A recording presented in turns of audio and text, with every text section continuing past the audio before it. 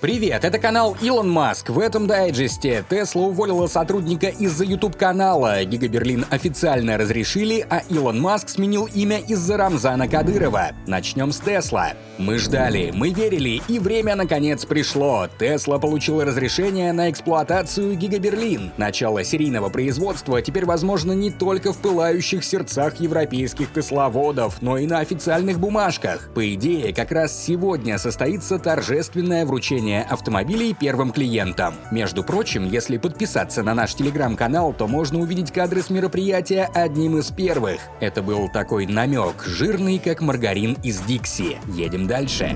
Новенькие Model 3 и Y в центре доставки Tesla в Германии так и не успели встретиться со своими хозяевами. Группа воров утащила полные комплекты колес у 6 разных автомобилей. Несчастные машины оставили лежать на шлакоблоках, что вроде как повредило ходовые части и батареи. Аэродинамические колпаки пропали еще у 5 автомобилей. Преступление совершили через несколько дней после того, как Tesla объявила о новом способе ночной доставки в Германии под названием Tesla Drop. Опция позволяет клиентам забирать свои автомобили в нерабочее время или, как показала практика, воровать запчасти.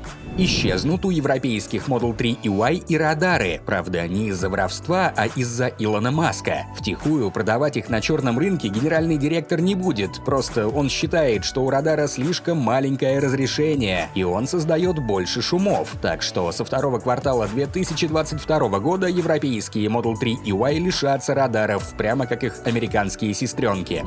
Из-за очередного ковидного всплеска Tesla закрыла производство на Гига-Шанхай на 2 дня. Число новых заражений в Китае достигло максимума со времен первой волны вируса в 2020 году, будто нам без этого жилось чересчур спокойно. К счастью, за 2 дня карантина рабочие фабрики прошли тесты, и Гига-Шанхай возобновила производство в 2 смены.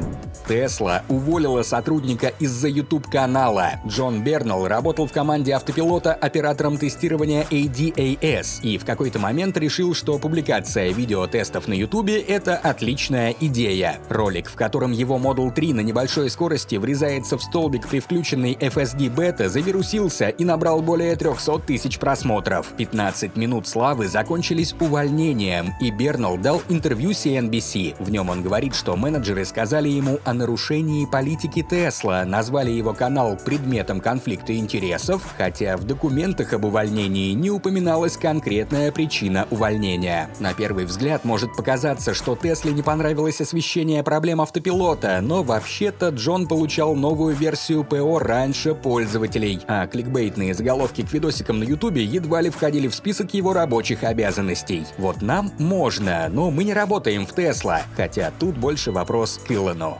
Кстати, про YouTube-канал напомним, что мы продолжим делать новостные дайджесты и переводить будущие презентации в любом случае. Все ссылки на выпуски будут в нашем телеграм-канале, поэтому снова весьма ненавязчиво призываем вас подписаться. Ссылка в описании.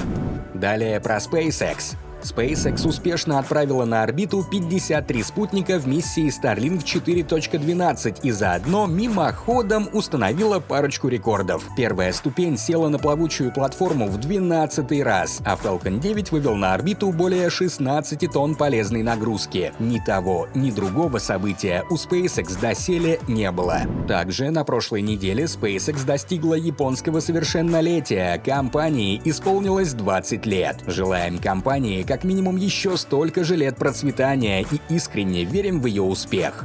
SpaceX получила разрешение от Федеральной комиссии по связи США на запуск 12 тысяч спутников Starlink. Сейчас на орбите более 2000 спутников, но планы SpaceX куда амбициознее. Чтобы не стать еще одним источником космического мусора, компания разработала особую стратегию. Изначально аппараты выводят на низкую околоземную орбиту высотой до 300 километров. Там спутники проверяют, и если вдруг их работоспособность вызывает сомнения, они сами сходят с орбиты, притормаживая о верхние слои атмосферы. В конструкции спутника нет тугоплавких материалов, так что если уж случился косяк, то на голову нам ничего не падает. Наконец, бортовая система предотвращения столкновений связана с базой, в которой есть весь отслеживаемый космический мусор, так что шанс на столкновение Starlink с каким-нибудь китайским обломком довольно мал. Безопасность прежде всего.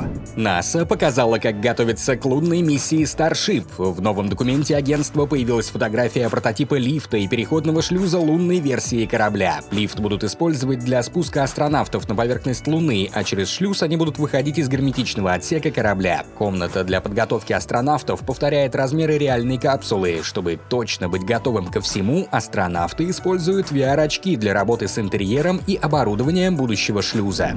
Наконец, на прошедшей неделе SpaceX снова испытала прототип Starship S-20 и его инфраструктуру. Корабль хватали клешней мехозиллы, проверяли выдвижной заправочный рукав, заправляли баки и снова разъединяли с ускорителем Super Heavy B4. Сам ускоритель впервые пошевелил одним из решетчатых рулей. SpaceX отдельно провели испытания реактивной системы ориентации, которая поможет разворачивать ступени для возвращения на стартовый стол в безвоздушном пространстве. Работа над следующими прототипами и инфраструктурой тоже кипит. У носового обтекателя прототипа Starship S-24 установили плитки теплозащиты и крылья-плавники. Super Heavy B7 полностью собрали, а новый ангар вертикальной сборки уже почти готов, глубже и шире, чем предыдущий.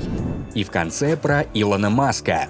Илон Маск продолжает воевать в Твиттере. После того, как Маск вызвал Путина на дуэль, Рамзан Кадыров написал большой пост, где предложил предпринимателю пройти подготовку в центрах Чеченской Республики, чтобы из нежной Илоны стать брутальным Илоном. Илон, конечно же, не оставил предложение без едкого комментария, после чего переименовался в Твиттере в Илону Маск. К обсуждению присоединились сразу несколько громких имен. Мама Илона, Мэй Маск, сказала, что Илона очень симпатичная. Павел Дуров сообщил, что Telegram зарезервировал имя Илона специально для Илона Маска, если тот решит завести аккаунт. К слову, на зарезервированном канале уже есть 50 тысяч подписчиков. Ну а автор биографии Илона Маска Эшли Венс заявил, что готов продюсировать реалити-шоу «Чеченские приключения Илона» по первому же запросу. Ну и в завершение, судьба Ютуба сейчас весьма туманна, но это не остановит нас. Мы будем переводить и собирать для вас новости, будем продолжать переводить все новые презентации и интервью. Мы будем выпускать контент и на других платформах, а все ссылки и анонсы выпусков можно будет найти в нашем телеграм-канале. Поэтому подписывайтесь сейчас, чтобы оставаться с нами на связи. Ссылка в описании. Пока!